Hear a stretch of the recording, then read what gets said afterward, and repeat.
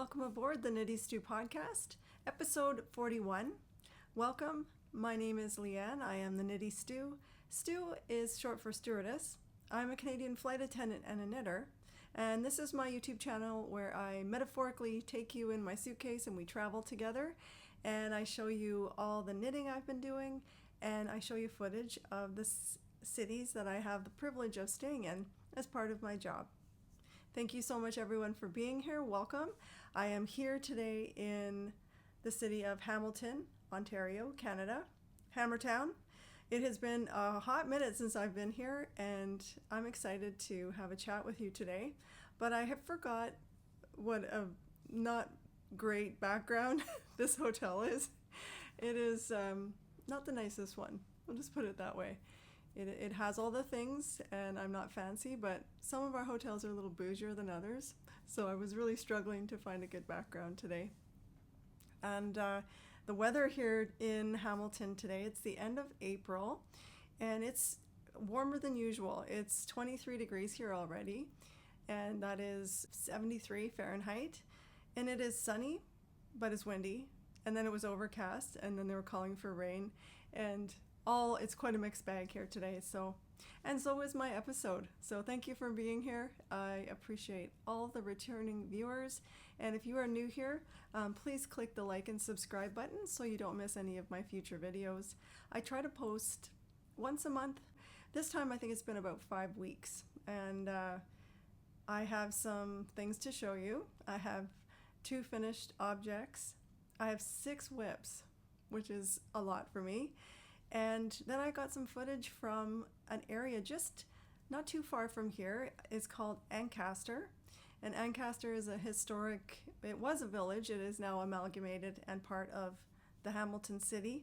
And I visited a yarn shop that many of you told me long time ago when I had filmed here before to go visit, called the Needle Emporium. And I had the privilege of hanging out for a while with Julie, the owner, and Lynn, who is a friend of the podcast. Hi, Lynn, if you are watching. And I got such a warm welcome. It was lovely.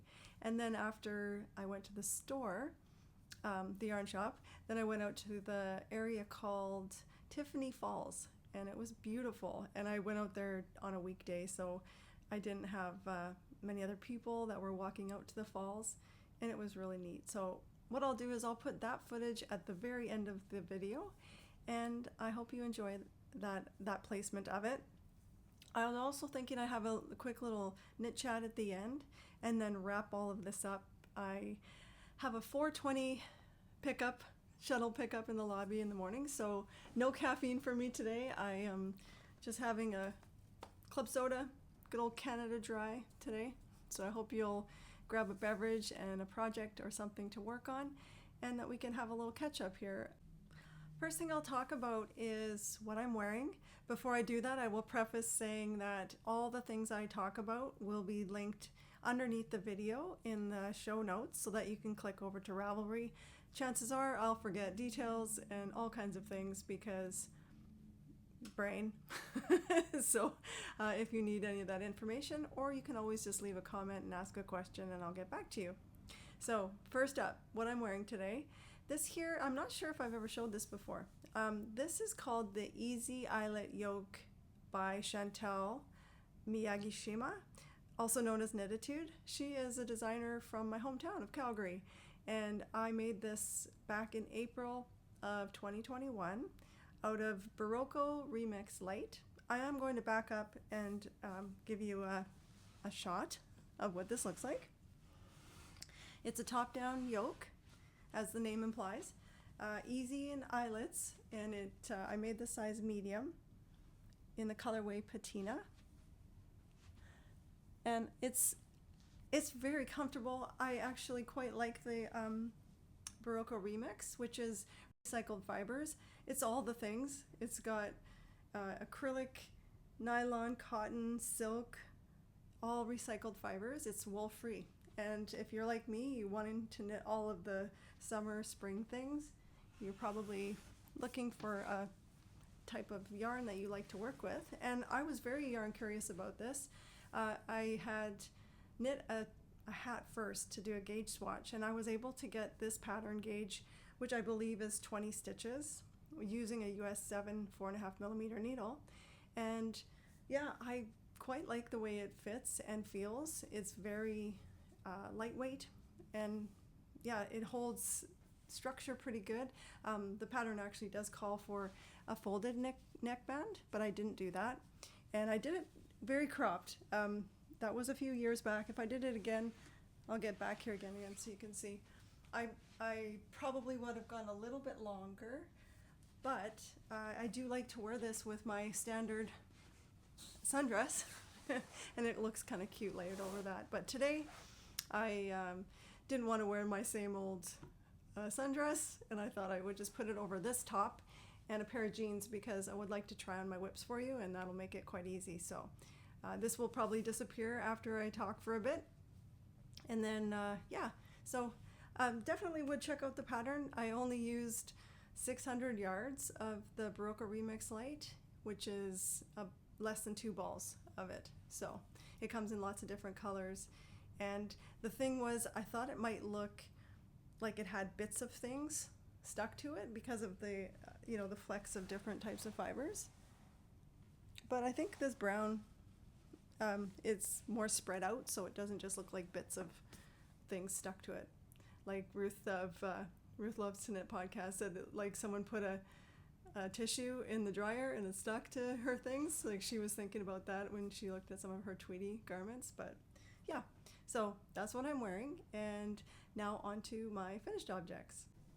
My first finished object, I'd like to introduce you to this handsome beast. This is Olexi. It is a pattern called Little Bear by Melody Hoffman. She's also known as Mandarins here on YouTube, and she has a beautiful podcast, by the way. Olexi, he was started in the middle of March, and I finished him on the very last day of March. I knitted him with larger needles and larger yarn than called for in the pattern. Melody Hoffman designed the pattern in November of 2024 using Retrosaria Vovo, which is a sport weight yarn, and US 5 3.75mm needles. I actually did use Retrosaria Vovo for Olexi's muzzle, just a little bit. In the last episode, I said I used 97 yards. Math bad. No, I only use like 15 yards for the muzzle, and then the body and the main color is an acrylic yarn, Patons Canadiana, in Stone Heather, which I thought acrylic was a good idea for a baby snuggle, pillow, whatever you will call this guy. Yeah, I think he turned out great. I mean, not so little. He is almost a foot. He's actually 11.5 inches, 29 centimeters tall, and the construction is great. It's very straightforward. You start at the bottom with, I think she uses Judy's Magic Cast On, and you do 2 separate feet and then join in the round, and you're supposed to close him up at the end at the bottom. I actually closed him up early. I'm not sure why I did that, but I did, and I was still able to stuff it because you work up in the tube, and right here is where you stop, and if you're not me, you do intarsia in the round, which she does have a full tutorial and shows you how to do it, and there's other tutorials online as well. I was just not about that. No thanks. I've done intarsia before, flat, and also I feel my skills at duplicate stitch were enough and sufficient and good for me to do him with duplicate stitch for the muzzle rather than intarsia in the round. And you just zoom up towards the top, and then the ears are shaped with German short rows, and I closed it up at the top using Kitchener stitch. So the pattern itself is relatively straightforward. I did find the wording was a little, it might catch you a little bit, the wording on how to join at the bottom, but just use your intuition, trust your gut, and I think you would not go wrong making a little bear, and I think he is going to be well loved. The name Olexi actually means protector or defender, which I think is very appropriate, as it will be for one of the new great nieces or nephews on the way, and hopefully he's well loved. The stuffing, I use regular polyfill. You can kind of see it through a little bit coming through. I probably should have used maybe wool or some dark fleece, but then I figured I did make him in acrylic so that he could be washed, and that if I used real wool it would just turn into a big felted bunch. But so I just used regular polyfill. And the safety eyes that I popped on at the end, these, I'm not sure what size they are. If I find that out, I will put it in the description below. But I ordered it in a mixed lot of things from 6060 Eyes on Etsy. I also used a bear nose, a plastic bear nose, and then I embroidered on the face. Melody Hoffman has tutorials on how to embroider the whole face, and I think she also has some details that can go into the body as well. And yeah, what I will say, with the safety eyes and the safety nose, I use a piece of felt. Like I'll insert the eye and then put a felt backing, and then use the safety backing with the felt in the middle of it, just to keep it from, say, popping through. You know, heaven forbid if the child was chewing on the eyes, just an added element of safety there. But yeah, so that's Alexi. He's my first finished object. My last finished object is a pair of socks that I made for a dear friend of mine who had a birthday in March. Her name is Talia. She watches my podcast, probably one of the few friends of mine that actually doesn't knit, that loves knitting. Yeah, she gets these beautiful socks that I'm calling graffiti socks after the colorway of the yarn. I forgot my sock blockers.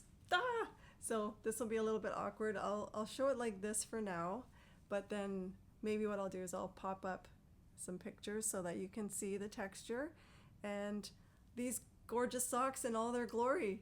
I am obsessed. I'm obsessed with the yarn. I'm also obsessed with the pattern, and if you've been here before, you'll know that I really enjoy the toe-op sock pattern called Wintery Woods by Nancy Wheeler. She's also a lovely friend. She has a beautiful podcast, wonderful spirit, Knit, Sip, Happy. If you're not watching her already, yeah, her is lovely.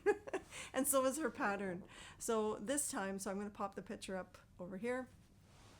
This time I did the texture. I actually was lucky enough to get to test this pattern when Nancy first released it, and I launched into the toe-up life. Now, I have done other cuff down socks, but the way she has me place the heel, I find that I get a great fit. So I was confident because of the formula. You calculate the length of your foot, and then based on your row gauge, you calculate where to start the increases for the gusset. So for Talia, she has a slightly bigger foot than me, and so I did the 64 stitch size in the pattern, and I've decided that I'm going to do 2 at a time socks, but what I mean by that is tandem. So I have 2 separate bags of needle, like a separate one, in a US 1 2.25 millimeter needle in 2 different bags, 2 separate balls. So I separated the 100-gram ball into 250s, and then I worked them all to the same spot. So I worked the first sock up to the gusset increases, put that down, then worked the second sock up to the gusset increases, put that down, and then went back and just back and forth. There's an explanation of tandem in case you didn't know what it was. And then that way I just, I did these socks in 10 days. So no second sock syndrome for me. And I think that's how I'm going to do it going forward. And then nothing gets tangled. And yeah, I quite enjoyed making them a lot. Can we discuss the yarn again? These flecks are amazing. And it also had a black mini as well with this neon pink, but I think this might be sold out now. I'm not sure, but anyways, I will link it below just in case. Maybe they'll make more. And I don't think there's much else to say about it other than I had forgot how, because I've done a few of these wintry wood socks without the texture, I forgot how addictive this texture pattern is. It is so fun when you get to it's reminiscent of boughs on a tree, and you lift these floats essentially to make them on the one row, and it's just super fun. I did omit, you can put it in the back too as well, but I didn't do that. I just left that plain. And because they weren't done for Talia's birthday, I took a picture of them and I put it in her birthday card.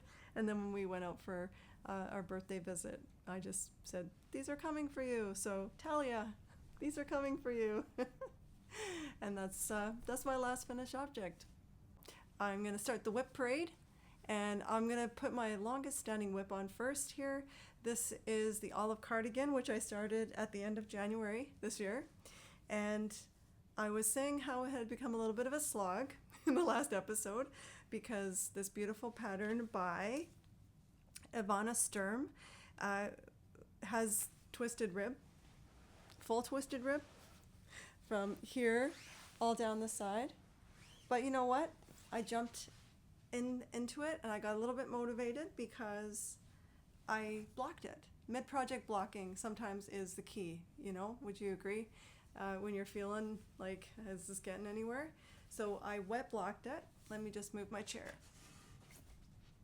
and show you what I've got. So look, right? Like I'm here. I'm ready for, I think, to make decisions about starting the bottom hem. But after the wet block, what I wanted to do was get it on the sleeve needles and start working those before I decide how long I want to make the ribbing for the bottom. And I was thinking I might also like to add a zipper to this. I don't know, like I really would like a spring jacket, and it might be not ready for spring, that's for sure, but I could be if I really get motivated and get going on it. I'm knitting it on a US 10.75, which is a 7mm wooden needle. The gauge is 13 stitches by 20 rows. And I'm holding together yarns from my stash, really trying to shop my stash. So I'm participating in Selma's knit along, shop your stash, LBK SYS 2025, I believe. And other knit alongs too. So I'll put those in the description box below. I just find it's fun to participate. I don't know if that actually focuses in. Oh yeah, there you go. So I'm using McCausland Woolen Mills Unspun and some Woolly Knit, a cone 4-ply that I have, and I'm holding them together to make this fabric. And I knit the gauge swatch first. Based on the gauge that I liked, I went and picked a pattern. And I like that method. And I will love this too. It's quite soft, and even though it's such a large gauge, it's very light because of the unspun. And yeah, after the blocking, that just reinvigorated me. I think it looks quite beautiful. And if I just get going on the sleeves, which because of the size of it, I should be able to do it with, a 16-inch circular. And I feel like, I that's the thing. I'm not into making decisions about it. So I was like, I don't know, should I follow the pattern exactly for sleeves? I'm going to keep plugging away on this, and hopefully I can show you some significant progress, or you never know, maybe even a finished object in my next episode. Okay, I'm going to try and whip through these whips. Next up is the Garden Cardigan by ANKESTRiCK, which I've had on the needles since February 6th. What a journey. What a journey. So I'll step back so you can see where I am. It might look the same as the last podcast, but I assure you, it is not. I'm getting there. I'll get up nice and close so you can have a peek. Okay, so here's what I can say about this right now. I'm making a size 2 in Sheep Soft DK by Laxton's. I always stumble over that. It's beautiful BFL Massam DK in the colorway Dentdale, and I'm using a US 6 4mm needle to get gauge and to make this beautiful, beautiful garden cardigan. And in my last episode, I was talking about just, letting it slide, that my yarn over there was no yarn over missing. My inner perfectionist won out. I was talking about, if nobody notices on a galloping horse. But I decided, no, I could tell where it was. It was over on one of the front panels. And after watching Laura Nelkin's Save Our Stitches class that I took on Craftsy, I felt semi-confident that I could do it, that I could fix my mistake. I wasn't going to be able to drop back and do it. I was going to have to rip back. So I got myself some chocolate. I got myself a hot coffee. I was in the right headspace. The lighting was good. And I got a needle that was, I think, a US 3, if not smaller. And I frogged and I ripped back to before the mist yarn over. And on the wrong side and on a rest row, so a wrong side purl row, I went in and I picked up the stitches and I did it. So I fixed my mistake. I probably could have let it go, but then I wanted to try it. I wanted to challenge myself, and I did it. So I did lose a lot of time, like I would have been farther along. I've actually calculated that it takes me 45 minutes to do a full four row pattern repeat. So that's a few podcasts. Just like, thank you for keeping me company, all you other podcasters, as I carry on with this.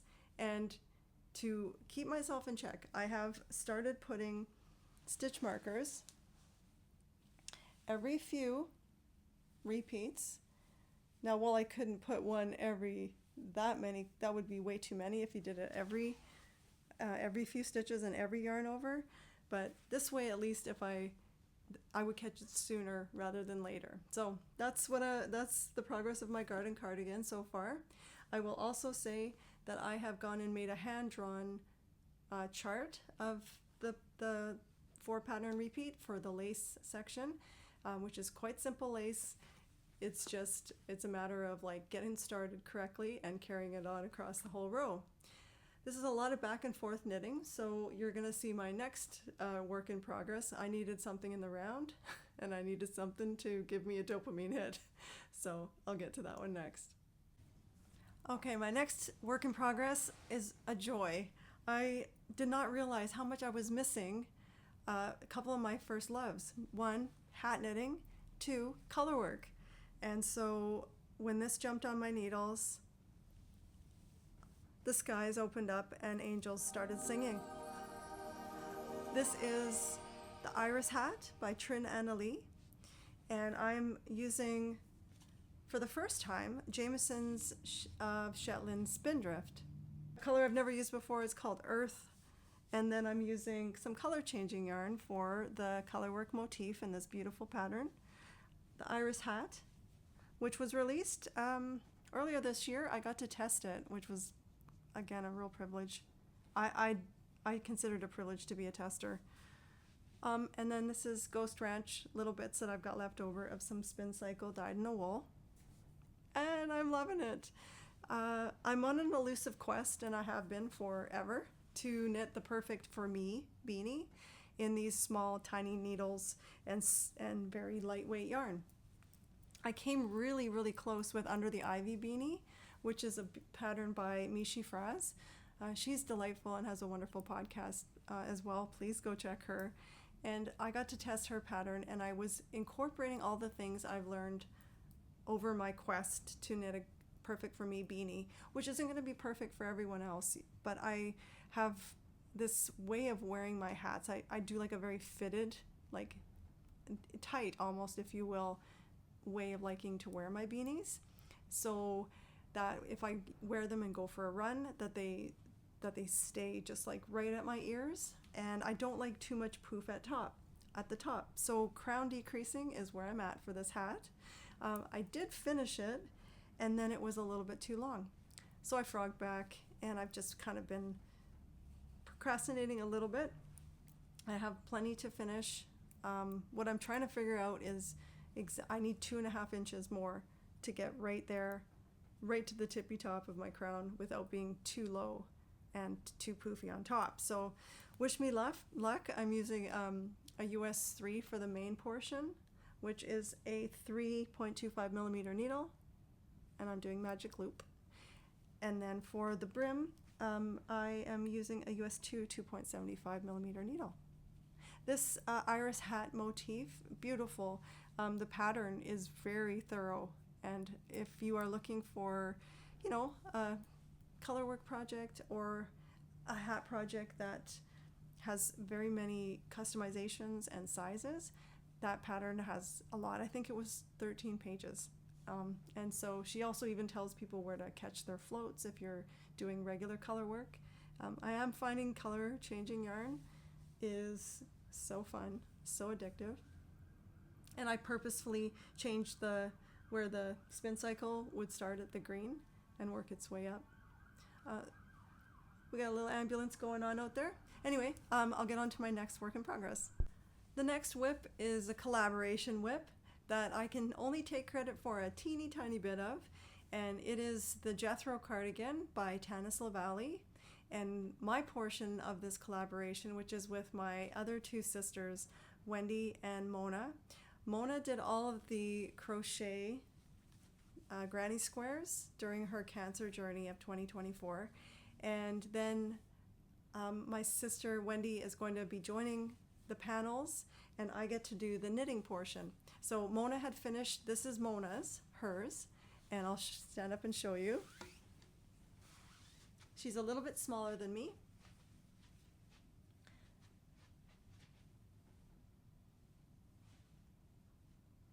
Is this not spring personified? Like, wow. I just think it's a hoot. And if you're not familiar with this pattern by Tanis Lavallee, Tanis Fiber Arts, she has blended crochet and knitting. She's done a few patterns like this. This cardigan version has the knit sleeves, which is what I'm doing for our collaboration, and then it has the knit button band all the way around. It actually looks super cute as just like a short sleeve vest, doesn't it? And believe me, I was tempted to be like, it's good. I'm good. Because Mona joined them, but I did all of the weaving in of ends.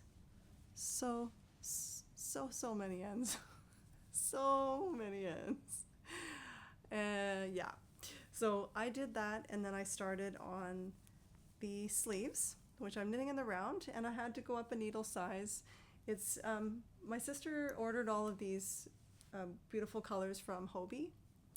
It's their Hobie cotton yarn, and so I actually had to go up a needle size so it wouldn't be too tight around when I picked up for stitches. So I'm just working away on that. There's two others. Wendy has my squares and her squares as well, and these will eventually get finished, and I can't wait. So that's the progress of that. So this whip is way outside my wheelhouse of color, and it was supposed to only be a gauge swatch. I was just gauge swatching. I was craving, testing out some plant-based yarns.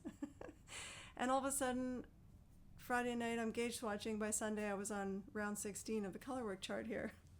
You may recognize this pattern. This is Misurina by Caitlin Hunter, also known as Boyland Knitworks.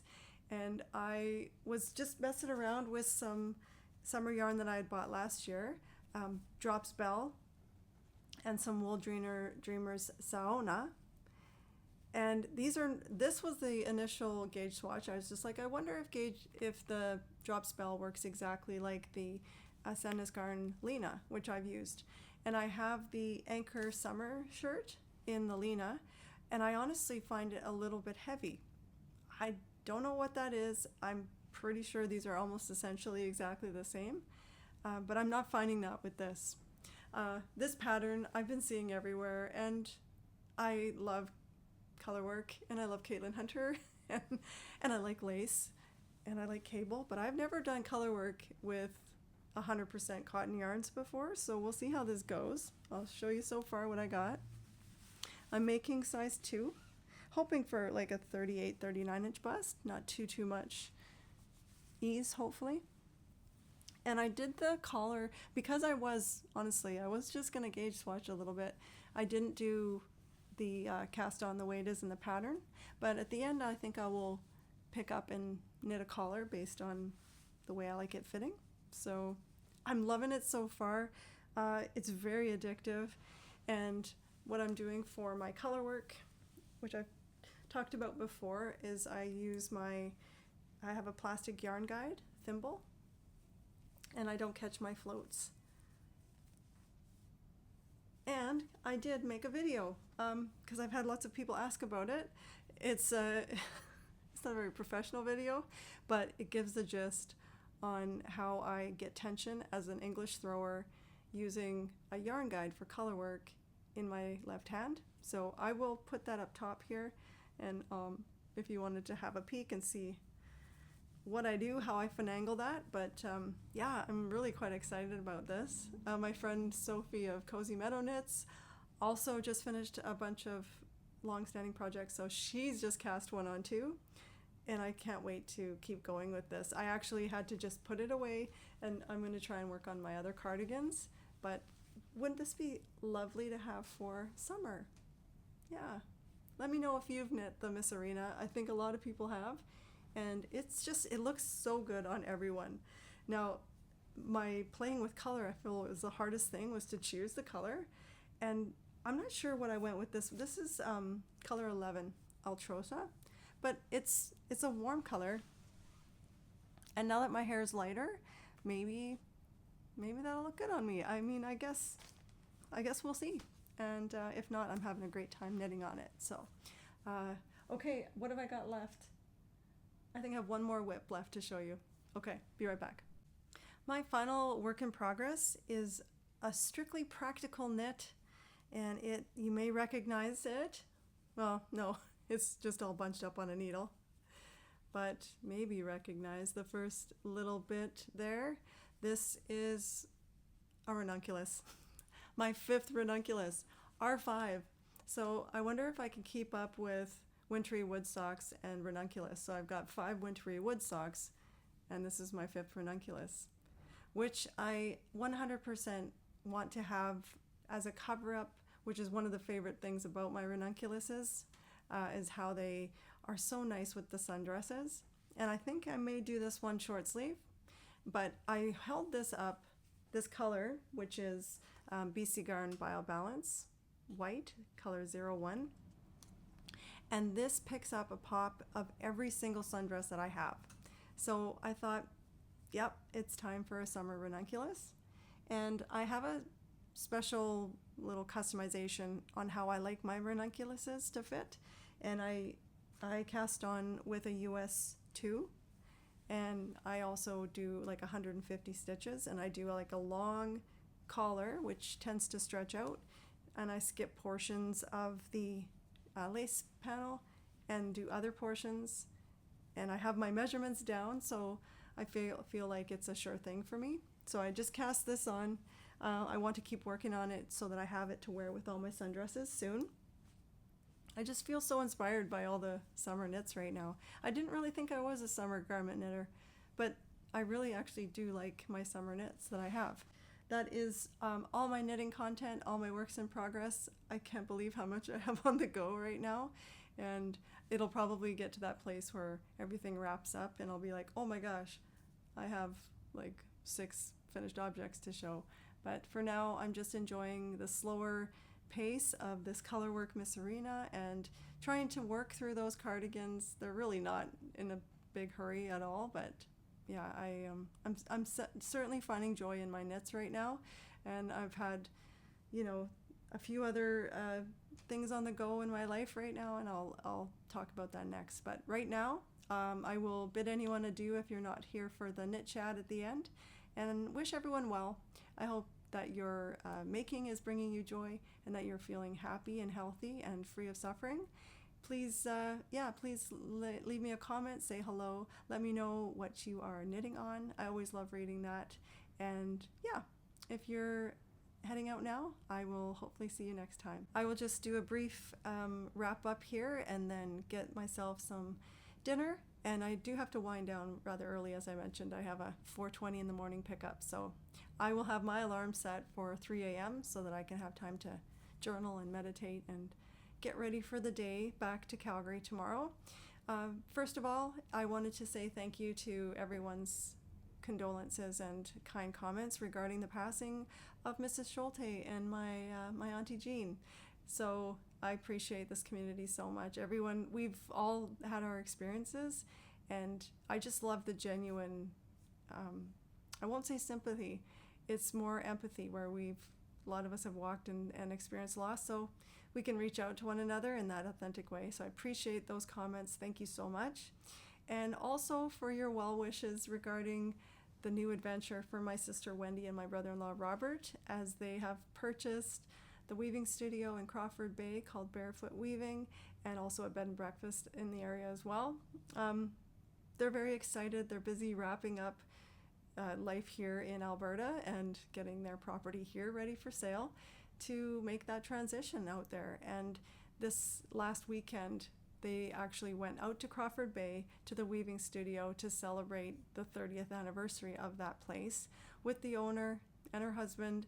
And it was more like an initiation and a welcoming into that artisan community, where I can't wait to hear all about it from my sister, but they were basically introduced to, like, here's the new guys, be nice to them. And I'm really much looking forward to going out there and seeing how that all gets established. So thanks for your excitement around that big announcement on my last episode as well. And also, if you are looking for audiobook recommendations, you guys came through. And I'm pretty excited about the fact that the Anne Patchett, which I'd listened to, The Dutch House, which I felt like I maybe fell in love with Tom Hanks' voice more than the book itself. But I guess she went all out and has another book called Tom Lake, which is narrated by Meryl Streep. So maybe that's something I'll jump on to, but I actually haven't been keeping up with my goal of listening to an audiobook every month or every couple weeks at all, but that's okay. There's other stuff going on, and yeah, it's stuff that's I don't know if I should be mentioning it on the podcast, but we are dealing with end-of-life care for my mother-in-law. And if you have been here a while, you know that she had a stroke a few years back, and her condition continues to decline. So we are being near her as much as possible and around her while these days are numbered. I'll just put it that way. So what else is going on? Okay, I'll quickly mention that May, which is here, I can't believe it's upon us already. It's birthday anniversary, Mother's Day month, so it's BAM, as we call it. And we are planning to do a little staycation, Dave and I, and I'll have some details on that maybe in the next episode. But we're thinking our favorite food, a favorite place in town that we want to stay at, and yeah, we were also talking about getting the lyrics to our favorite song tattooed on ourselves. We don't actually have a couple tattoo, so our favorite song is Thank You by Led Zeppelin, and he was going to get one of the lines and I was going to get another part of the lyric somewhere, so we'll see if that actually comes to fruition. Other than that, we haven't made too many big plans. He has healed up well from his broken wrist. It is still a little sore, but yeah, he doesn't have to wear his cast. The cast is off and he is assimilating to his new job. Life is lifey at times, but all right, I'm gonna go get myself something to eat and wind down for the day. Thank you if you've stayed to the end of this podcast. Thank you for your presence here. I absolutely treasure this community. I don't know if I've said this before, but I was watching Inga from Knitting Traditions, and she says that when she makes her podcast, it is an act of love towards herself, like it's kindness for herself. And I feel that fully, because when I share my knits and talk about all these things, and then you all come back with your inspirational things and your tips and your kind words, that really lifts a person's spirit. So thank you so much for being here, and I will bid you adieu until I see you next time. I'm not sure where I'll be podcasting from.